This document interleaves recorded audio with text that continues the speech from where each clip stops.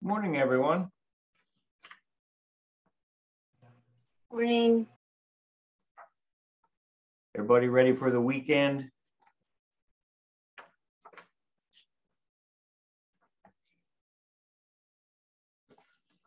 Welcome back. As we get everybody logged in here, let me just remind you of a couple things. So as I noted previously, the study guide for lecture exam 1 is now available on Wiley Plus. Let me show you what that looks like. Okay, so I'm going to share my screen with you.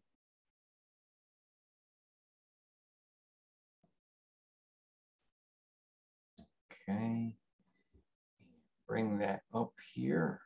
Okay, so on the screen right now, I have the Wiley Plus website up, the lecture portion of Wiley Plus, and I just wanted to share with you that in the Files tab, right, in the Files tab, what you will find is Lecture Exam 1 Study Guide. Let me just open that up briefly for you.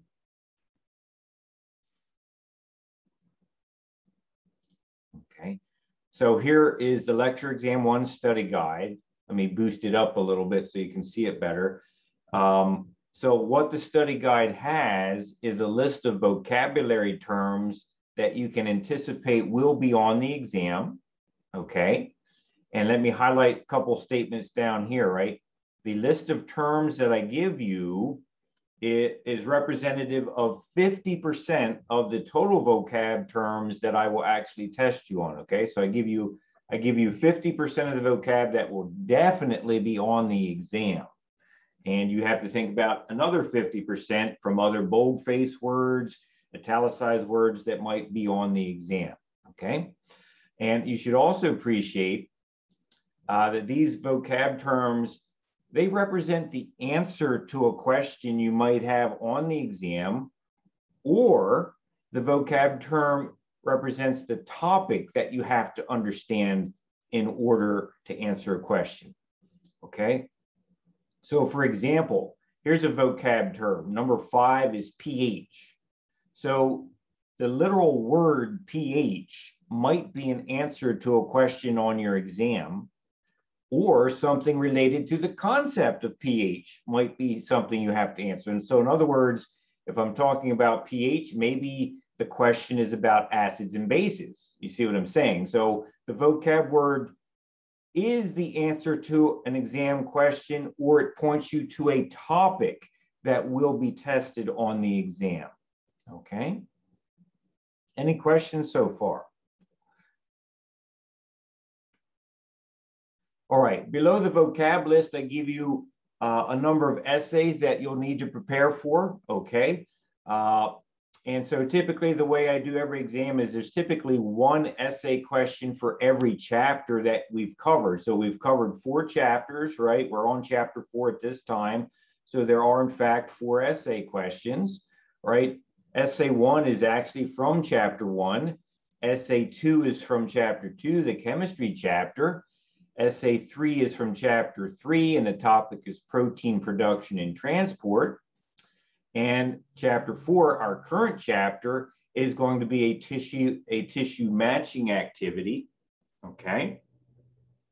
And so to get ready for the tissue matching activity on your upcoming lecture exam, okay, what I've put is I've put a practice sheet in Wiley Plus as well to help you guys out so that you have something to practice to get ready for the exam, okay? So let me show you what that practice sheet actually looks like, okay? The practice sheet looks like this. Exam 1, tissue practice question. Okay, let me boost it up here a moment.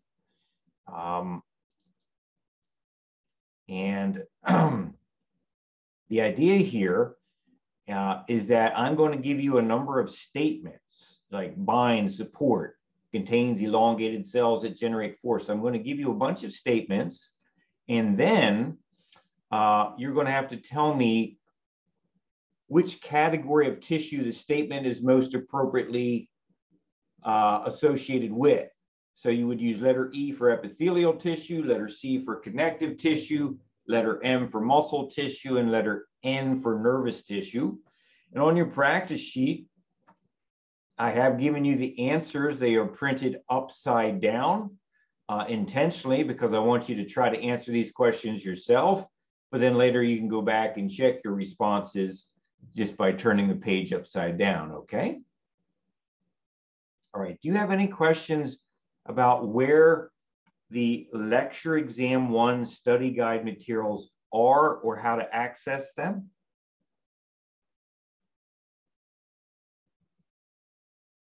Okay, all right, folks. So let me know if you have questions about that moving forward, right? We're still over a week away, but it's going to come up pretty quick. Lecture exam 1 is scheduled for October 12th. October 12th. Okay. All right. So any questions at all for everybody's benefit? Anything you'd like to ask?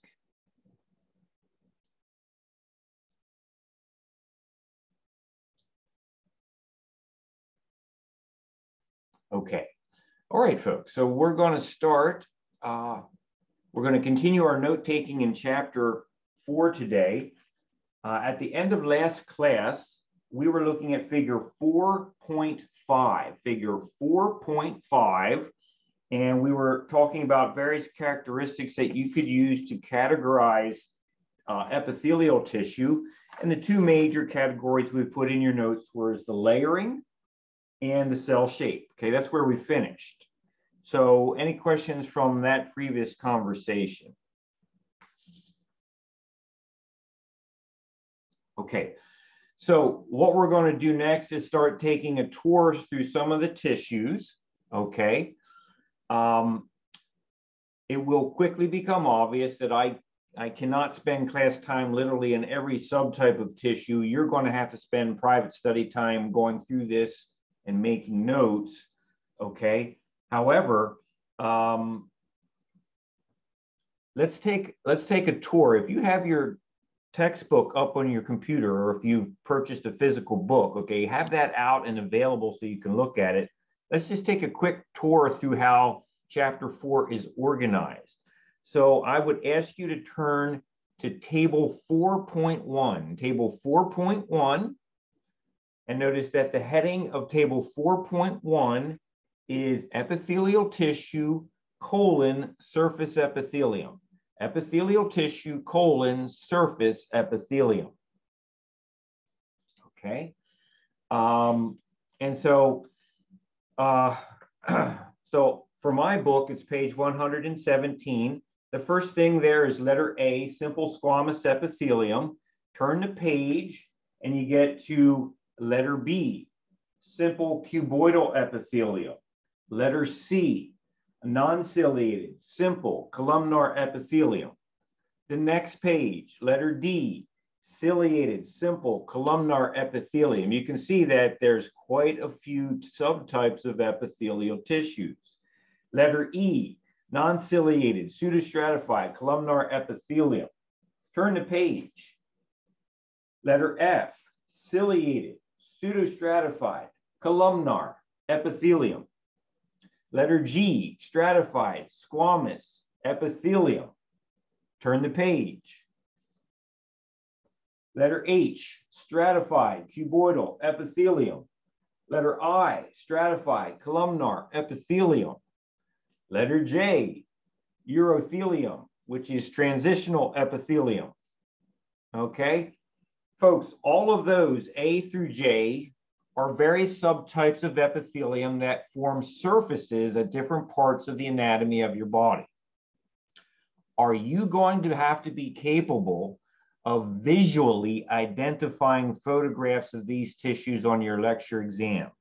No, you will not have to do that, okay? You will not have to do that. Okay. All right, so I'm just responding to comment in the chat window. Feilin, you're saying you are not seeing all of that. So let me ask everybody else in the chat window.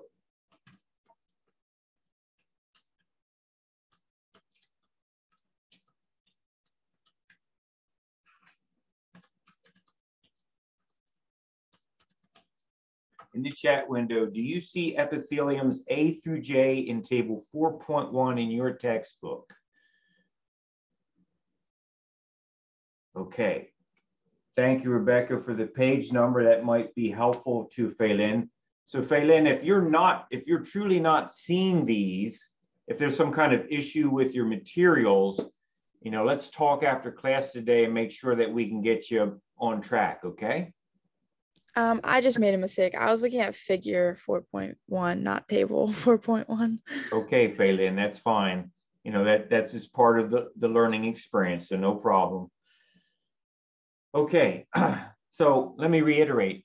On exam one, lecture exam one, you will not have to visually identify these tissues. I'm not going to do that to you. That's a hard skill, and we're going to start building you up in labs so that you have more experience with that kind of thing. Okay, so what I am going to ask you to do is exactly what the tissue practice worksheet on your study guide suggests. I'm going to have a list of characteristics of various categories of tissue, epithelium, muscle, connective, and nervous. I'm going to ask you to place a statement into an appropriate category. So that means during your private study time, you're going to want to go through each of these table sections and make sure you're paying attention to the characteristics that are listed, okay? So it's going to take some time, but you know, a little sweat equity, and if you organize yourself, you'll be okay. Let's continue our tour. If you please turn the page from where we had been. So letter J on my book is page 123. Turn the page. We get to the next major section of epithelium. Remember, we said epithelium covers the body surface and forms the secretory portions of glands. So we have table 4.2. Take a look at table 4.2, and you have the various categories of endocrine of glandular epithelium. There are two major categories. They are endocrine glands and exocrine glands. I bet you've heard the phrases endocrine and exocrine before. I bet you've heard that. I bet it's familiar to you. Well, here you are. You have the two different kinds of epitheliums that are glandular tissues. Okay, let's continue the tour here. Please turn in your book to table 4.3. Table 4.3. Table 4.3, we have the embryonic connective tissues. These are the connective tissues that are developed in the womb before you are ever born, when you are an embryo, okay? And most of the connective tissue in your current adult body developed from these primitive precursor tissues called embryonic connective tissues. So that would be letter A, the mesenchyme, letter B, the mucoid connective tissue. If we go to table 4.4, now we have another subtype of connective tissue. It's called connective tissue proper, loose connective tissue. That's the areolar connective tissue for picture A in table 4.4. As we turn the page, we have letter B, adipose tissue, letter C, reticular connective tissue. On the next page, table 4.5, we have connective tissue proper, the so-called dense connective tissues. That would be letter A, the dense regular connective tissue. We turn the page. Letter B is the dense irregular connective tissue. Letter C is the elastic connective tissue. Okay. Next page, table 4.6. We have what are called the mature connective tissues, the supporting connective tissues. That's your cartilage, folks. So letter A, you have hyaline cartilage. Okay. If you turn the page, you have letter B, that is the fibrous cartilage. Okay. The fibrous cartilage is going to be what your discs, your intervertebral discs are made out of, okay? So if you know anybody in your family that has a bad disc in their back, or they've slipped a disc, or they have a ruptured disc or something like that, well, that's the tissue that's present. Letter C is the elastic cartilage. Next page, table 4.7, you have mature connective tissue, supporting connective tissue, which is the bone tissue. Okay, bone is its own connective tissue. If we turn the page, we have the specialized connective tissue of table 4.8, which is the blood, right? The blood is going to be a liquid connective tissue. So hopefully you're getting the perspective right now that there are lots of different subtypes of tissues, right? There are lots of them. And so this is a lot of work, and you will have to spend some significant amount of time organizing your mind around some of this content. There will also be a homework assignment coming up in lab that tries to give you support on this and gets you to wrestle with the content more. Okay. All right, let's continue the tour. Please turn to table 4.9. Table 4.9, here we have the muscle tissue. The muscle tissue is kind of nice because unlike the epithelial tissue and the connective tissue, in which there's so many subtypes, for muscle tissue, there's only three. There's only three subtypes. So that makes it a little bit more easy to handle. Okay, so letter A, table 4.9 is the skeletal muscle tissue. Letter B is the cardiac muscle tissue. Letter C is the smooth muscle tissue. And then that's it. Those are the three muscle tissues, okay? Kind of nice. And then we go to the fourth type of tissue, table 4.10 on page 143, and that's the nervous tissue, okay? And the nervous tissue, notice there's only one thing, nervous tissue. Everybody thinks nervous tissue is super simple because there's only one kind of tissue, but I'll point out to you that there's about 5 chapters worth of content in your entire textbook about the nervous system. So it's one of the more complicated things, even though there's only one tissue category, okay? Okay, so folks, you know you have a lot of work in this course, but with like any very difficult journey, if you do a little bit of effort on it every day, it becomes much more manageable, okay? So I want to encourage you to start the process of really looking and studying and writing down notes about the tissues. What I'm going to do at this time is start covering a couple examples of tissues from the various tables and show you or model for you the manner in which you would want to interpret the information in your textbook, okay? Do you have any questions?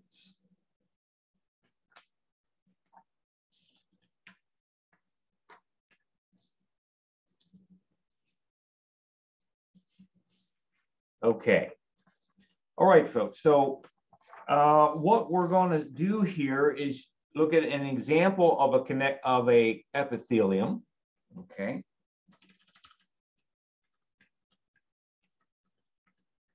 And I'm going to choose on table 4.1. In my textbook, it's page 118, but it might be a little bit off for your digital version of the book. On table 4.1, let's take a look at non-ciliated simple columnar epithelium, which is letter C.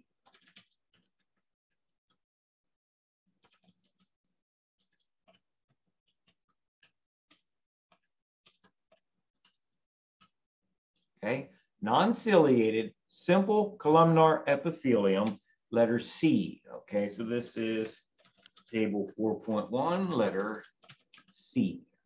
Okay. And so, you know, what I want to help you with is the following. How should you study this content? Okay. Well, first I'm going to say this. For every tissue that you look at, for every title of tissue, right? Letter C is non-ciliated, simple columnar epithelium. Letter D is ciliated simple columnar everything, the first thing you should do is take the type of tissue and make sure you understand every word of the title.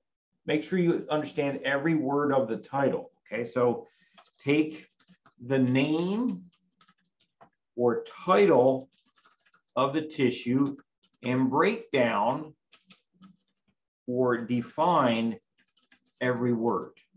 Okay, so for example here, right, we're doing this with non-ciliated simple columnar epithelium. So the first word is non-ciliated.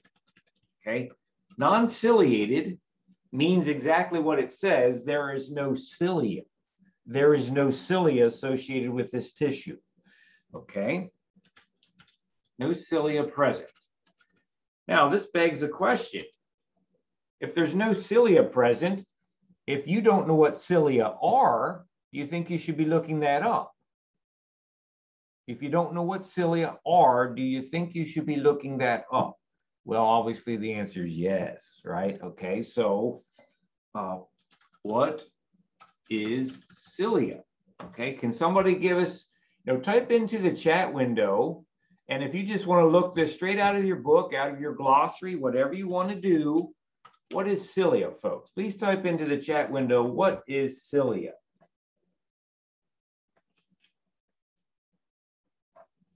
Go ahead, type into the chat window, what is cilia?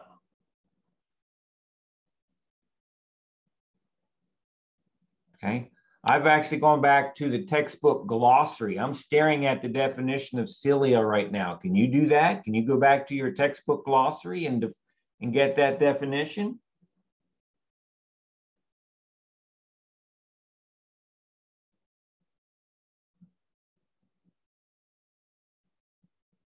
Okay, I'm going to run with Tony since he's the first one to respond, but just take a look at his response. Thank you, Tony. And let me just read that, right?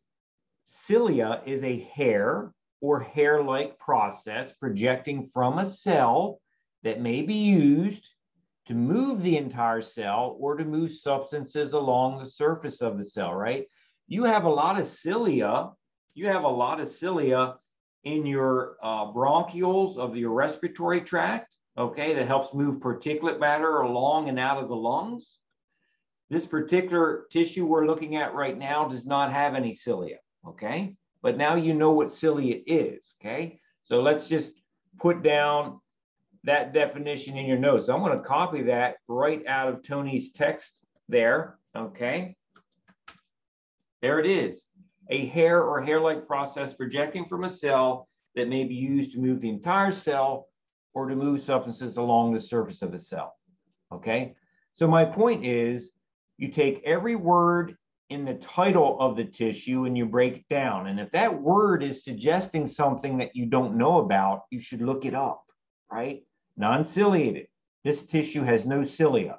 Well, let me see. Do I know what cilia are? Oh, cilia are hair-like things that come out of the cell to help move material along, okay?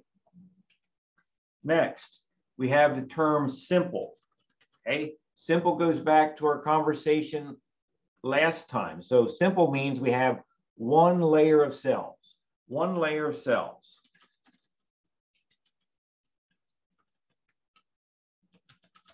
Next, columnar. Well, columnar refers obviously to the shape of the cell.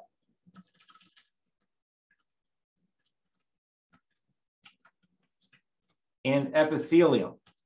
Well, we know that epithelium can serve two purposes, right? We know it can serve two purposes: to cover a body surface or to form the part of a gland that secretes material. Well, in this example, let me ask you in the question, in this specific example that we're talking about, oh, sorry, I hit the return button too quick. Okay.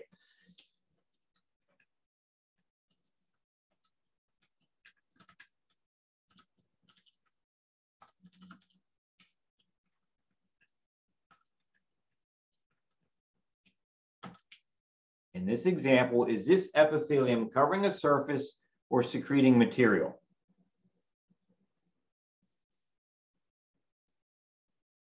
I'm asking you, how is this epithelium categorized in table 4.1? What kind of epithelium is listed in table 4.1? All you have to do is look at the title of table 4.1. Okay. Okay. All right. So we got to clear up some things here. Okay. Look at the title of table 4.1. What is the title of table 4.1?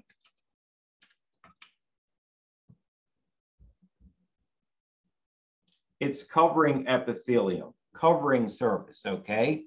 So non-ciliated simple columnar epithelium is categorized. It is organized. It is described as a covering epithelium. Okay. This epithelium is a covering or surface epithelium. Okay. Now here, take note of this. Okay, just because your textbook is saying that this is a covering or surface epithelium does not mean that the epithelium never secretes anything. That doesn't mean that. It just means that this epithelium is considered a surface epithelium in terms of how we organize information. Okay, so take note that even though this is a covering epithelium, this does not mean it never releases material. Okay, it doesn't mean it never releases material. Okay, and so, okay, so I'm curious. I'm just curious. For those of you that said that this was a secreting epithelium, why did you say it? Was that just a guess, or did you read something that made you think that this was a secreting epithelium? Well, under C, it says function, secretion, and absorption. Larger columnar cells contain more organelles. So that's why. Thank you, Jay. And I appreciate you saying that. And that's what I suspected that you did see. Okay. So we're going to talk about that in just a moment. So the non-ciliated simple columnar epithelium is organized as a surface epithelium. But that doesn't mean that it doesn't have some secretive capacity.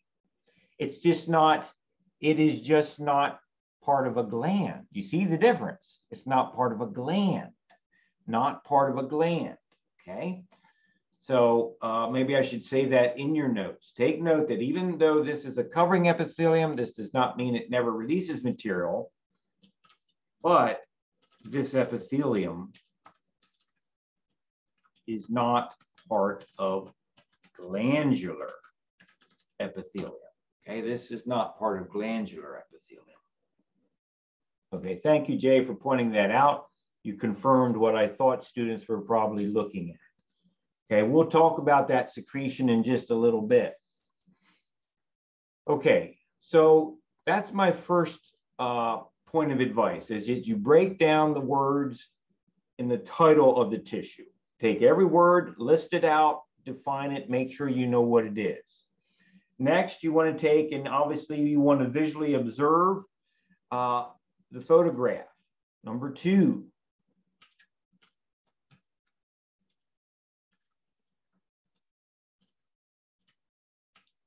Okay, and so let's take a look here. Okay, so most of the cells that you see, obviously in panel C, you have an actual microscope image, that's the left image, and then you have an artist's drawing where they've tried to draw it and maybe clarify some of the vague details you might see in the microscope image, okay? So you want to look at both. So one thing you notice, obviously, is that the cells truly are elongated, right? They're long cells, okay? So cells are elongated, okay? So that means they are columnar. If you look at the cells and you look inside, you can see the nuclei, the nucleus of each individual cell. And notice that for the most part, particularly the way the artist drawing is given to you, that the cells contain nuclei that have kind of an oval or bean shape to them, okay? Cells have oval-shaped nuclei, okay? So that's characteristic of this particular kind of tissue, okay? You're going to have, when you look across the picture here, you're going to see that there are actually two different kinds of cells, right? Take a look at the artist drawing. Do you see the following phrases along the right side of the artist drawing? Do you see mucus in goblet cell? And below it, do you see absorptive cell? Okay, so that's important, right? What do we said a tissue is? A group of cells that work together as a team. And tissues can actually have different kinds of cells present, right? So there are two kinds of cells that are part of this tissue.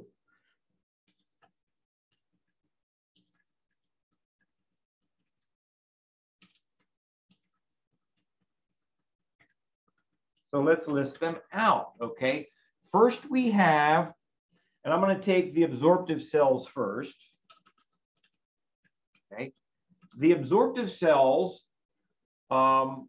which you have more of them than the other kinds of cells, the absorptive cells, their job is to absorb, okay? So are you okay with what absorb means? So absorb means what? For absorption, do we take things in or do we spit things out? Do we take things in or do we spit things out? You tell me in the chat window. Okay, good. Okay, so absorptive cells bring material inside. They bring material inside. Okay. Well, that's kind of interesting, isn't it? Because if we're bringing material inside, then that might suggest to us where I'm going to find this kind of tissue. Okay, so, you know, let me ask you this, okay?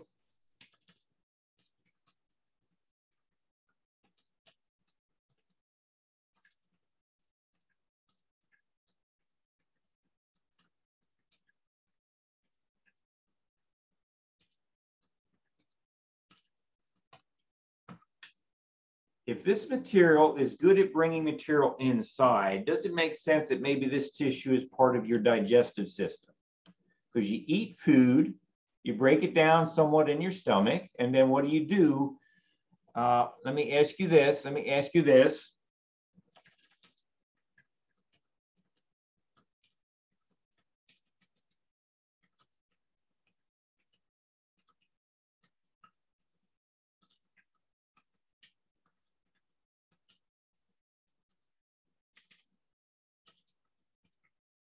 Hold on a second. Here we go. What piece of anatomy in your digestive tract is most responsible for absorbing nutrients from food?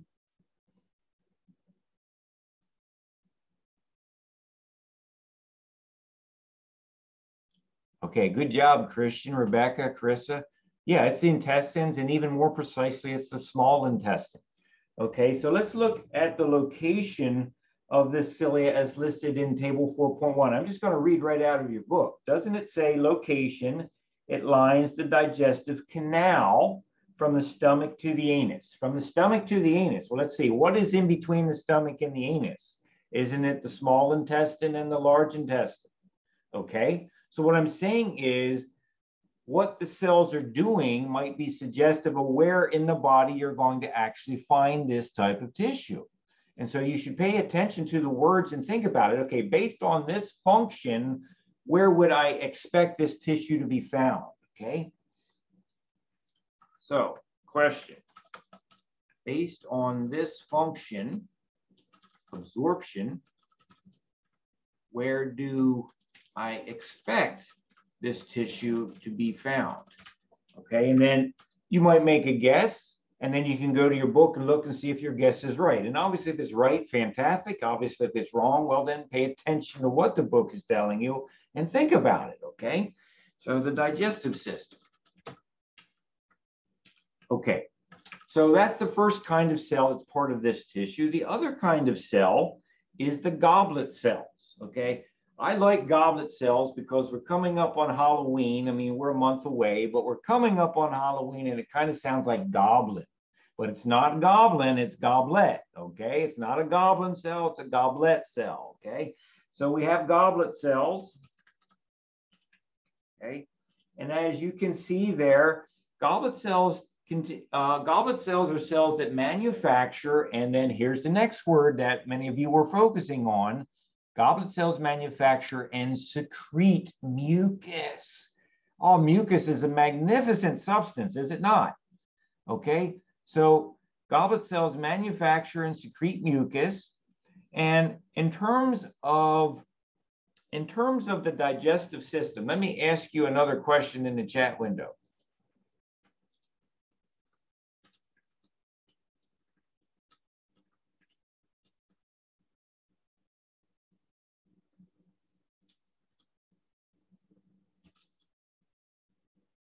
Let me see how I want to ask this.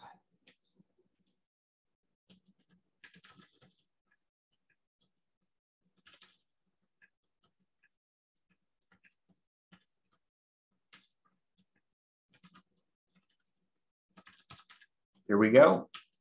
In terms of digestion, does it make sense that we should reduce friction caused by the passage of food to prevent organ damage? I mean, do you want the food to pass through your intestines and literally rip it apart when it's passing through there? Or do you think we should probably have a nice, slick, lubricated surface so that we don't damage the tissue as the food is passing through there?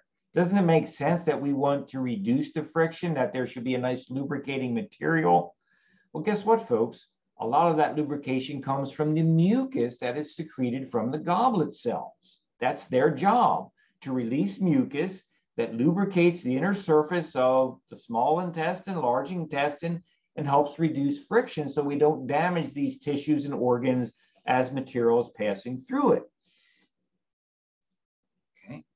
All right, so goblet cells manufacture and release mucus, which functions to reduce friction associated with the passage of food through the digestive tract. Okay. All right. Okay, folks. Questions? I mean, I'm almost done with this one, but questions so far? So we've looked at this picture, have we not? We've determined that the cells have a columnar shape. The nuclei are oval. We've noticed that there's two kinds of major cells that are part of this tissue, the absorptive cells and the goblet cells. We've defined what they are, and their definitions have at least suggested us an anatomical location that we might find these kinds of cells, this kind of tissue. And of course, you're going to want to read the textbook. You're going to want to read the description and everything and pick up on things that are important to us. Okay, there's one more thing here that I'm going to mention. Okay, notice if you look at the absorptive cells, notice that they have these things called microvilli. Microvilli are present on the absorptive cells. I mean, when you look at the picture, you can see that, can't you? You can see that it's there. Okay, so maybe we should ask ourselves this question: what are microvilli? Okay, let's get a definition from you folks in the chat window. What are microvilli? You might be able to find this again in your glossary. Let's take a look. Okay, I'm going to do the same thing with you. Let's see if we can find microvilli here. Okay, see if it's there or not.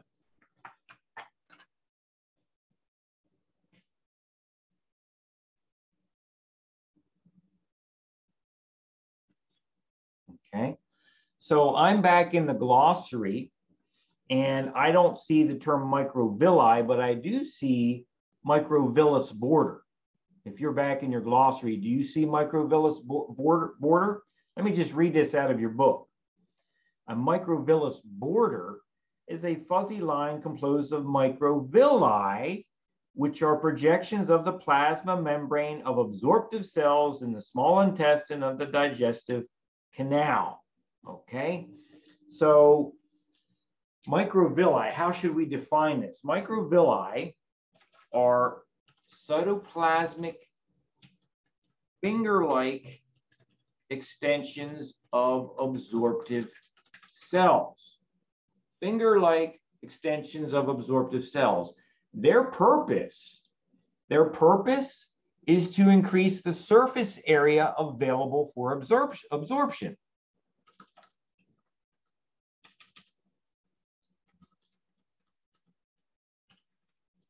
Their purpose is to increase the surface area available for absorption. Okay, I have one more question for you in the chat window, then we'll move on. Here's my question. I'm going to make this a true or false. True or false? True or false?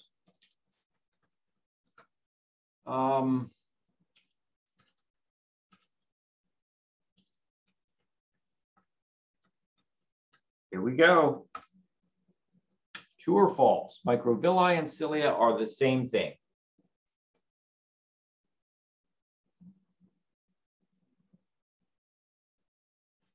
Okay. Hey, folks, good job. Fantastic. Obviously, that's not the same thing, right? Those are totally different things. Okay. But if you're not careful when you're looking at pictures, you might confuse yourself because at first glance, they seem to be little projections off the cell, right? But cilia is going to be a hair-like fiber that sits outside the plasma membrane. Whereas a microvilli is something contained inside the plasma membrane, okay? All right. Folks, do you have any thoughts or questions at this time?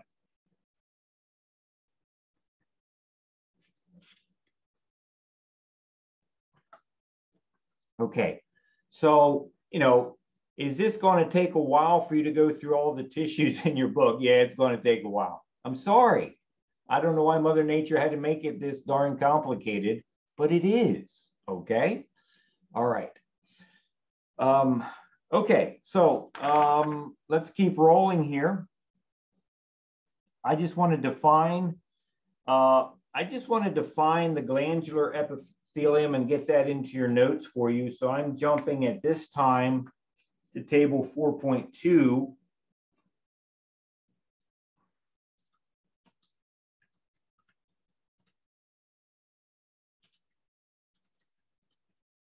Okay, I'm going to let you do, most of the characterization of that, but I do want to define these types for you, okay?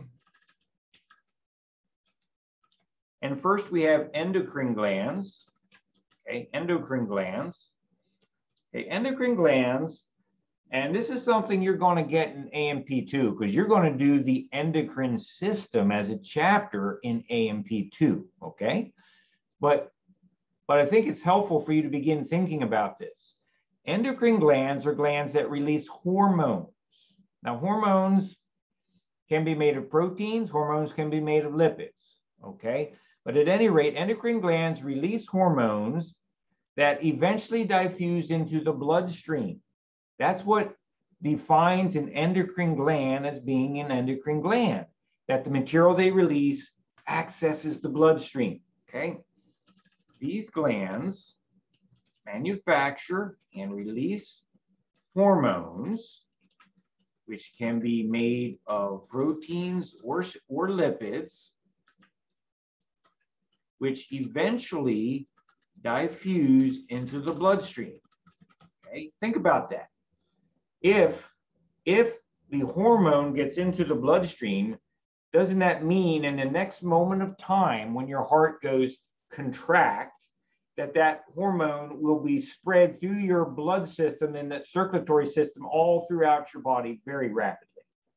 That's the implication here that you need to start thinking about, is that an endocrine gland puts its material into the bloodstream, and then the heart pumps the blood and circulates it throughout the body. So the hormones can rapidly be up in the brain or rapidly be down in the big toe, okay?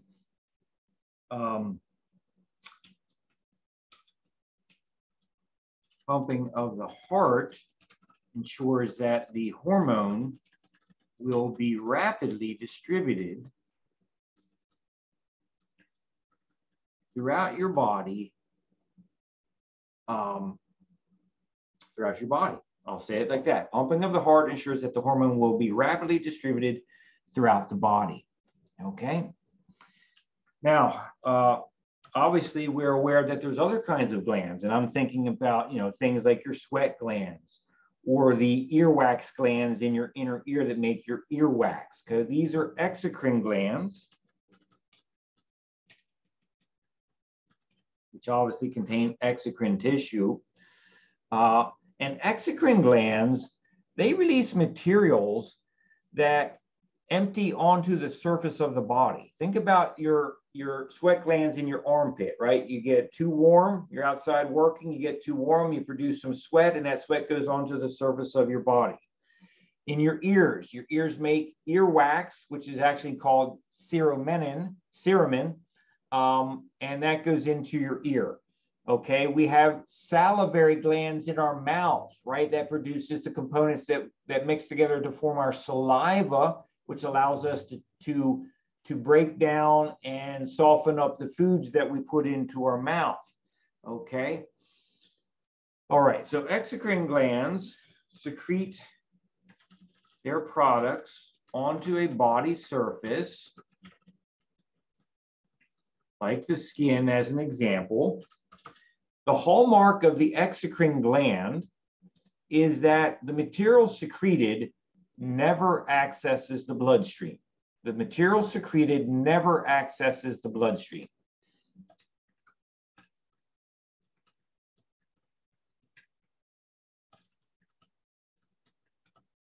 Okay, so my point is this. Okay, your saliva is not ever supposed to get into your bloodstream. The only way that would happen is if you have a cut in your mouth, like a cut on your tongue or something like that, right? If you accidentally really bit your tongue hard, and I know that hurts, and we've probably all done it, then maybe some of the saliva would get into the bloodstream, but it's not intended to. Okay. Okay.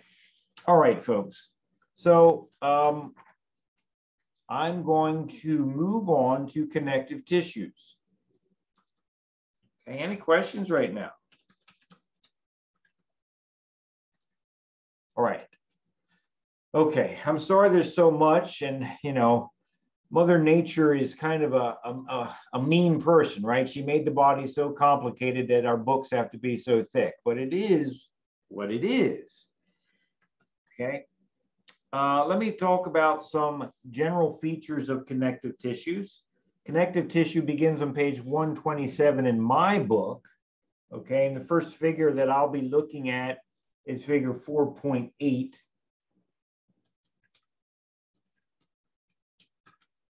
Okay, so connective tissues.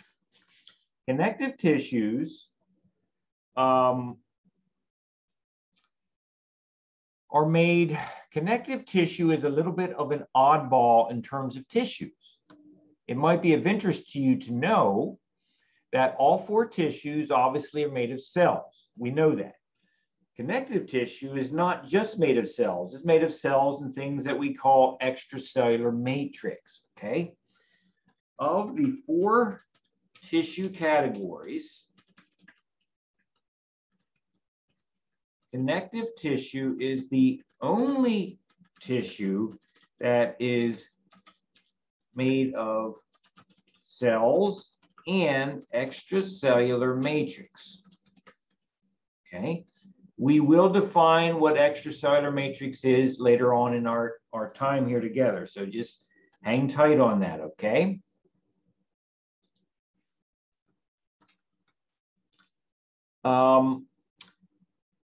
Connective tissue tends to be very highly vascularized. That means there's a lot of blood vessels in it with a rich blood supply.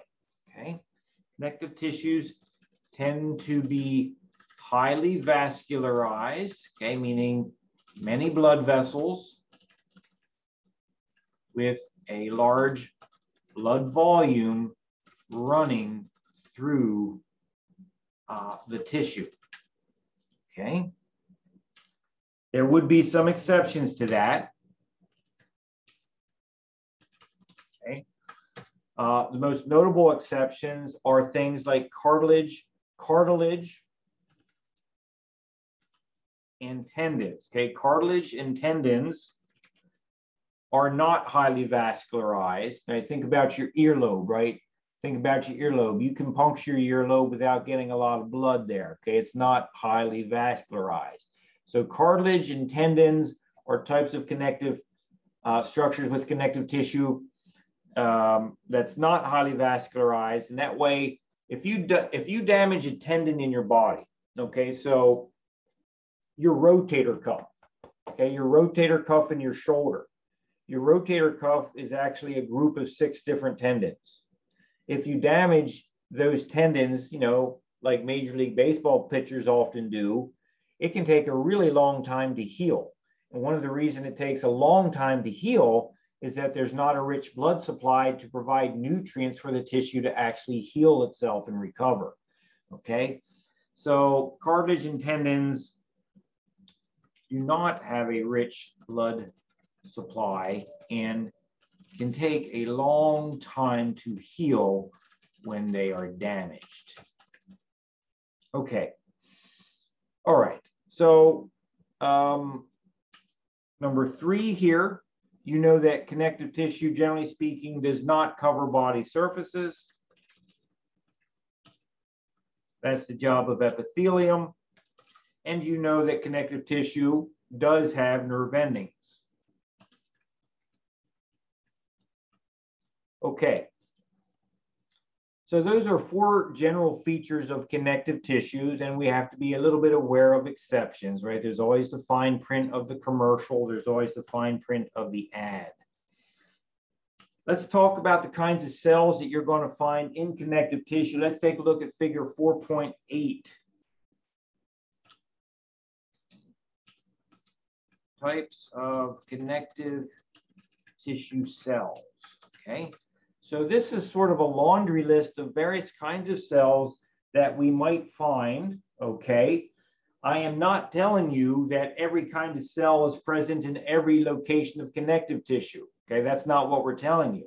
We're telling you that if you made a list of all the connective tissue cells found throughout the body, here's kind of what you would find, okay? First on the list is fibroblasts.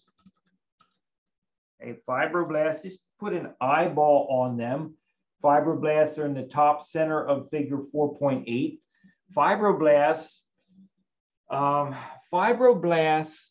are collagen factories. They absolutely churn out collagen, okay?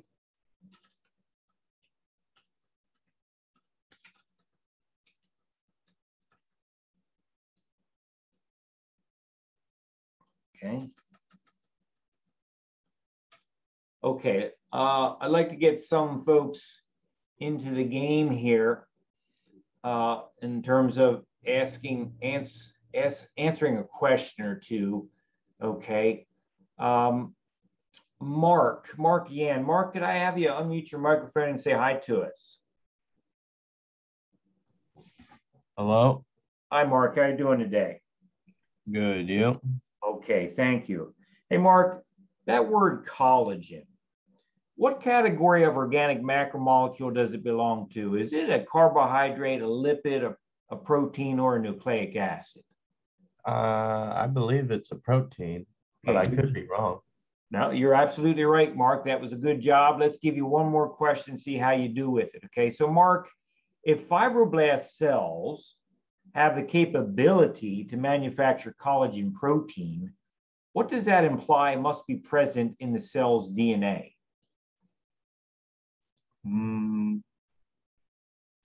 Yeah, I think it has something to do with RNA, but I'm not quite sure.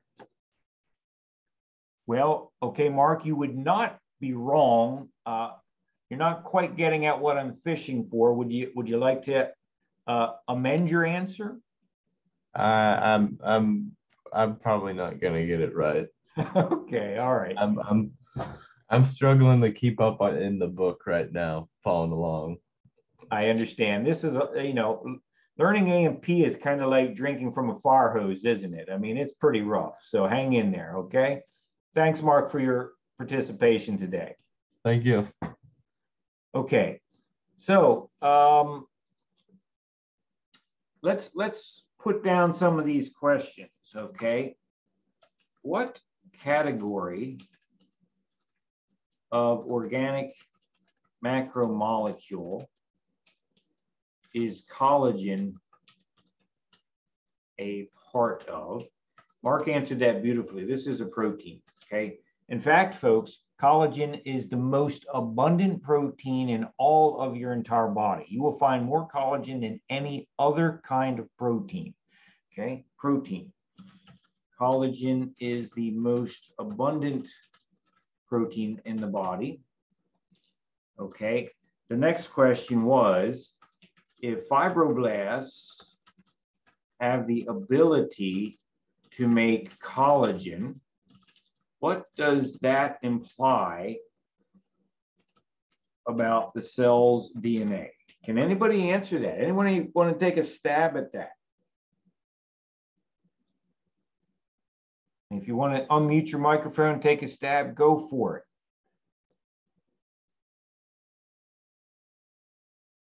You want to type something into the chat window, go for it. All right, here, folks, let me help you. Jay, did you want to try? I want to say it has something to do with ribosomes. You're not wrong. You're not wrong, but there's a bigger issue here, okay? Folks, in the chat window, please help me out here.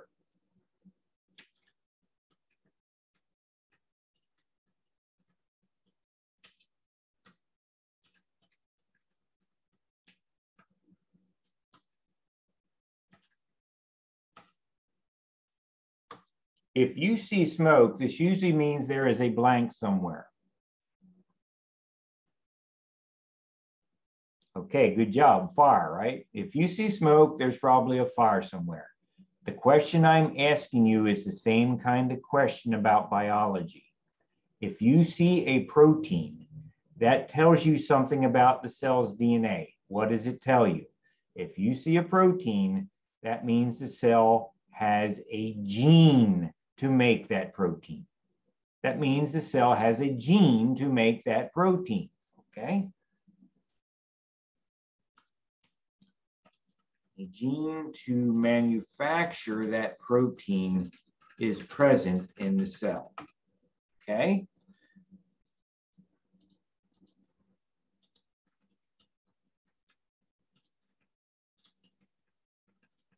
Question in the chat window. Think about my last statement. Does it make sense? If it doesn't make sense, you need to tell me that. So I need to explain something to you. If you see a protein in a cell, that cell had to manufacture the protein. Well, how did it manufacture the protein? It manufactured the protein from instructions in the DNA. What do we call these instructions? We call them genes. Okay? Genes are the instructions in the DNA to make our proteins. Okay. All right, folks, let's keep rolling here. Any questions?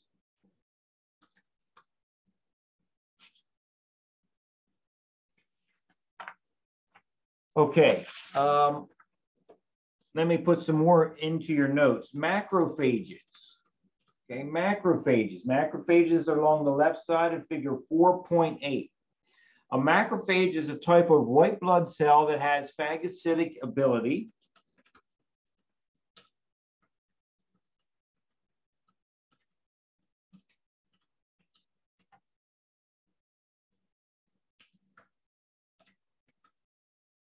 Okay, first question. What is phagocytosis?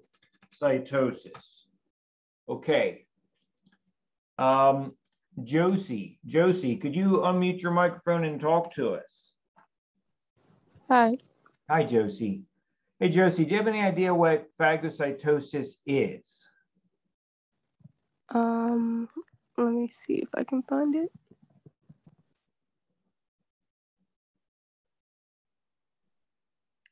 Um, the ingestion of bacteria or other material by phagocytes. Okay. Good job, Josie. I appreciate that. You're absolutely right. Thanks for participating today. Let me just say it a bit more generally. Phagocytosis is the process of cells eating material. When cells eat material, that's phagocytosis, okay?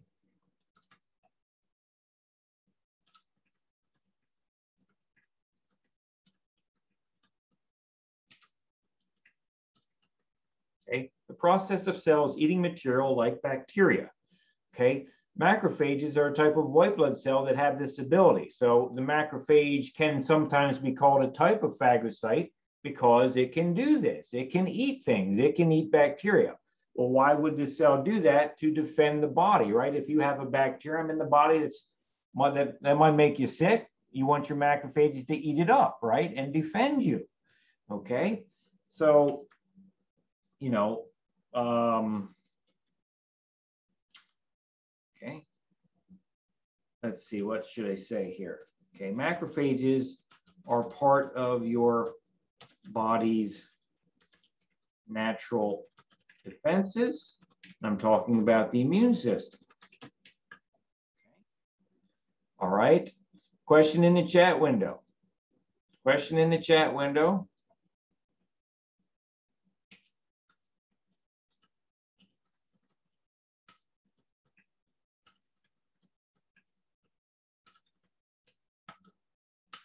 Is phagocytosis a type of exocytosis or endocytosis?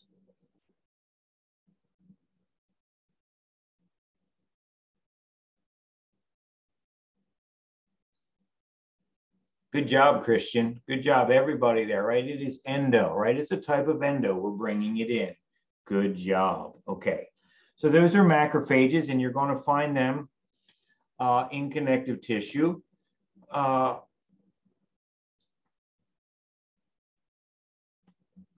So forgive me, sometimes I'm going to ask this kind of question. So first off, who is buried in Grant's tomb? Who's buried in Grant's tomb?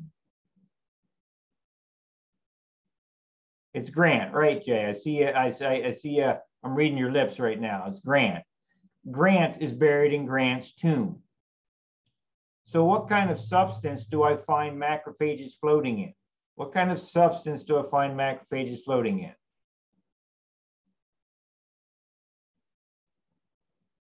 Go ahead and type it into the chat window. What type of substance is a macrophage floating in?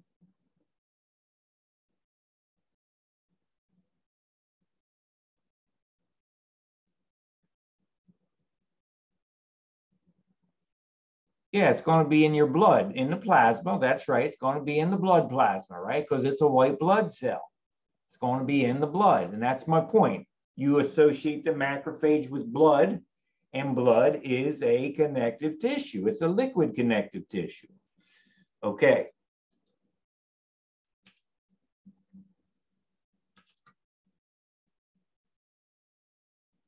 All right, let's continue. Some other things. Let's see here.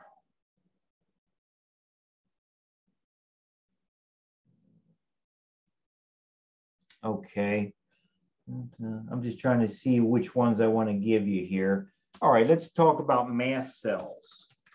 And mast cells are a type of connective tissue cell that are found positioned abundantly along your blood vessels.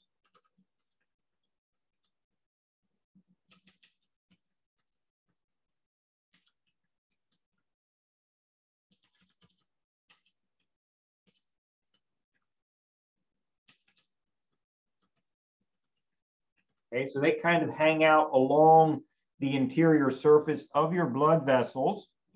And one thing you might know about these, and one of the reasons I bring it up here, is that mast cells release histamine.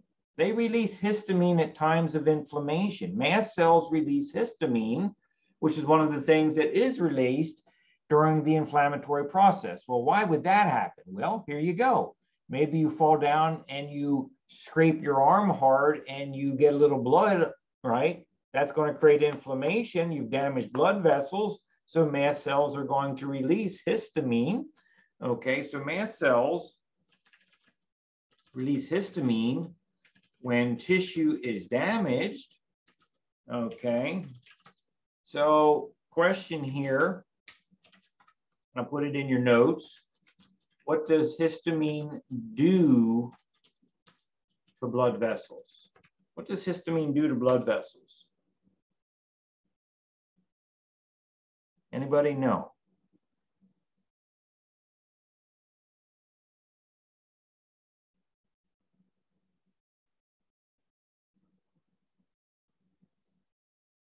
Okay, I want to take Jay's answer in the chat window. It dilates them.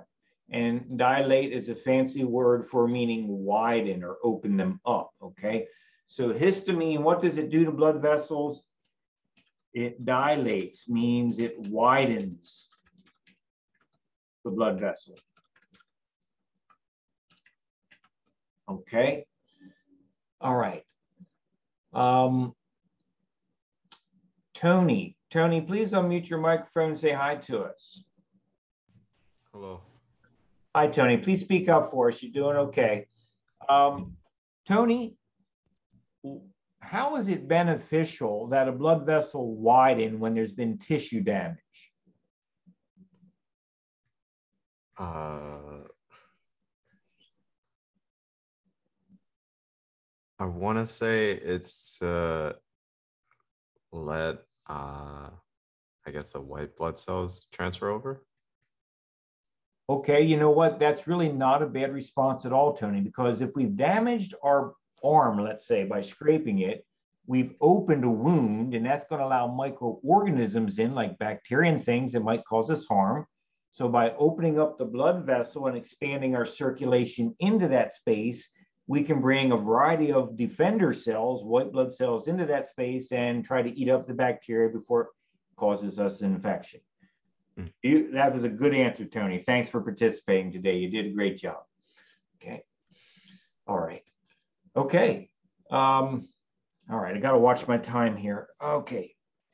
Let's talk about adipocytes. Adipocytes. Number 4.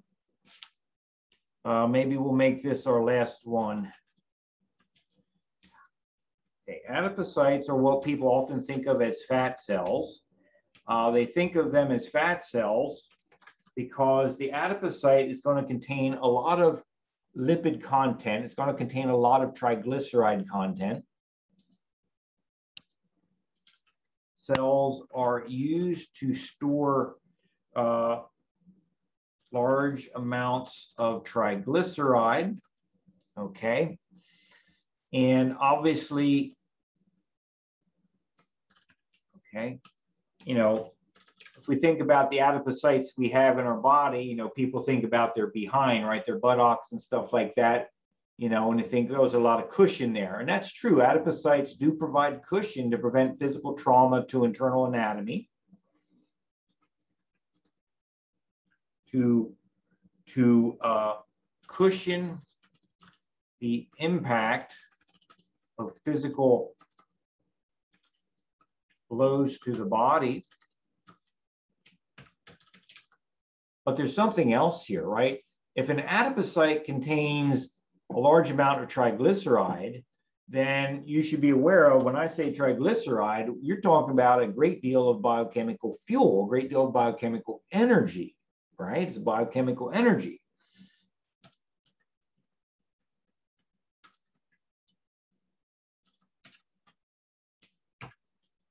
Okay. And so what I'm saying to you is you're going to find layers of adipocytes around organs like the heart. Okay, so let's do this. Question. Why is there a layer of adipocytes around your heart? Anybody? Why is there a layer of adipocytes around your heart? Think about what we just said here. Think about what we just put down into your notes.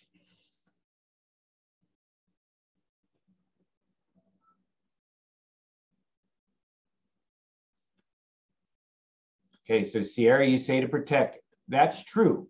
That adipose tissue can protect the heart, right? Have you ever seen a scary moment in baseball where the hitter hits the ball right back at the pitcher and it hits the pitcher? Have you ever seen that? Okay. Well, it does happen sometimes, right? So what, or you could talk about the pitcher throwing and hitting the batter. Now, obviously, if it hits the arm or the leg, it's going to hurt, but it's not going to kill you. But what if that ball were to strike the person's face? What if it were to strike the chest? You could actually strike the chest with a baseball hard enough to stop the heart from beating. Obviously, that's going to kill you. Okay. So my point is you could protect the heart, but there's something else I'm fishing for here. Okay, thanks, Sierra. Take a look what she said in the chat window. Give energy to allow the heart to continue pumping blood. That's right, okay? Adipocytes contain biochemical fuel, biochemical energy. And what is the heart? It's a giant muscular organ that is constantly contracting your entire life. So we have to be sure that that muscular pump never runs out of energy, because if it does, it can't contract, it can't circulate the blood. Your blood pressure drops, you fall unconscious, and you pass away. So Mother Nature has intentionally layered adipocyte cells and adipocyte tissue around the heart so that the heart muscle fibers always have quick, abundant access to biochemical fuel.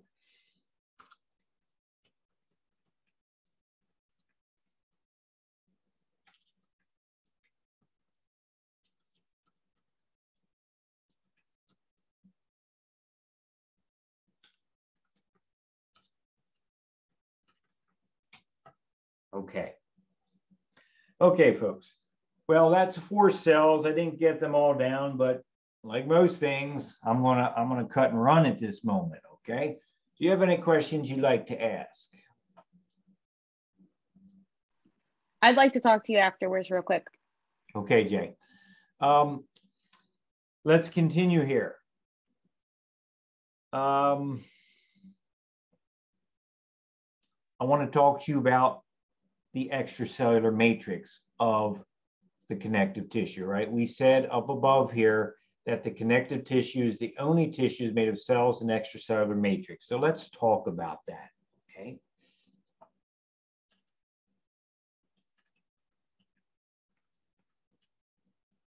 Okay, I guess I'll put it down on the next page here.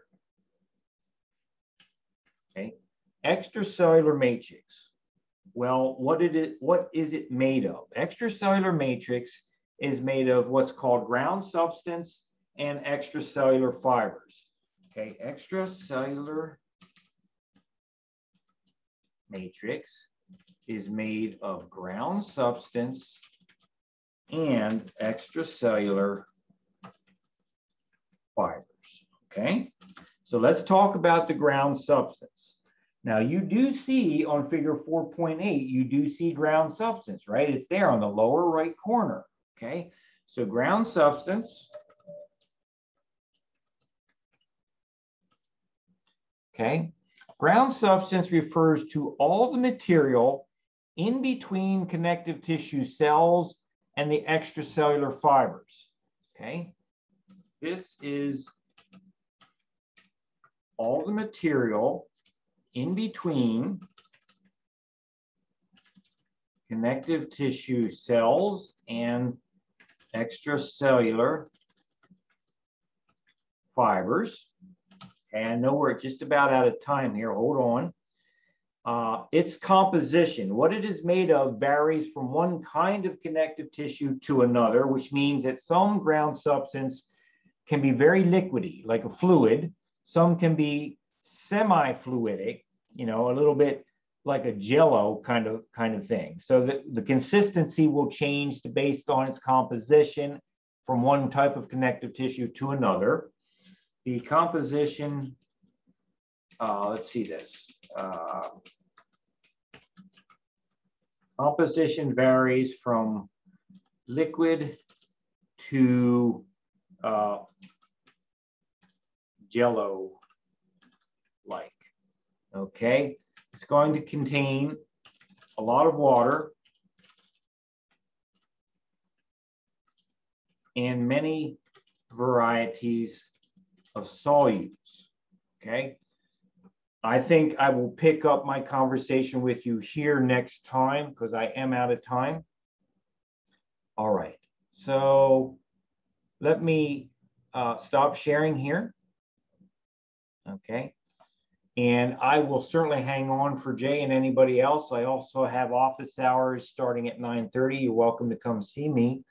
But do you have any questions about anything we discussed this morning?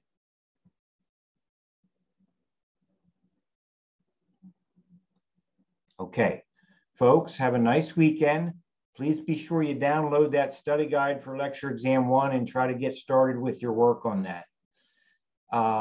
Sierra is asking the question, how many more lecture periods do we have for this chapter? Sierra, I'm shooting for about 1/2 of the next lecture. So I'm hoping to finish chapter 4 next lecture and actually start chapter 5 after that. That's my hope, okay?